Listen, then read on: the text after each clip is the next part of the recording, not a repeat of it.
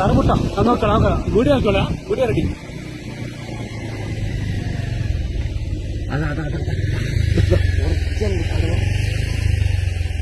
ഇതട്ടോ വിജയ് സാറിനൊപ്പം ഫ്രണ്ടിലും ഇതെന്താ കടുവ, ഒറിജിനൽ കടുവ.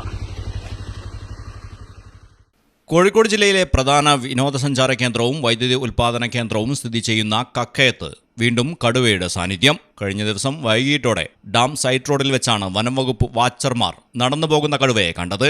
റിസർവോയറിന്റെ സമീപത്തെ വനത്തിൽ കടുവയുടെ സാന്നിധ്യം നേരത്തെ തന്നെ സ്ഥിരീകരിച്ചിരുന്നു.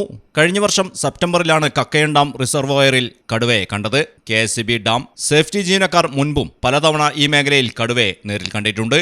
സമീപത്തെ വനത്തിലേക്ക് കടുവ കയറിപ്പോയതായി വനംവകുപ്പ് അധികൃതർ അറിയിച്ചു. ഓണം സീസൺ ആയതിനാൽ ഡാം സൈറ്റ് മേഖല സന്ദർശിക്കാൻ നിരവധി സഞ്ചാരികൾ എത്തുന്നുണ്ട്.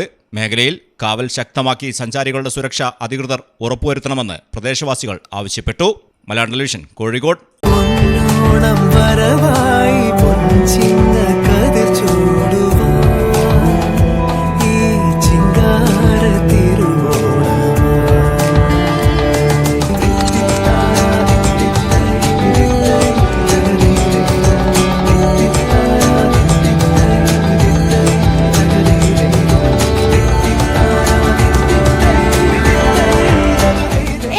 മിത്ര ഡയമണ്ട്സിന്റെ പൊന്നോണാശംസകൾ.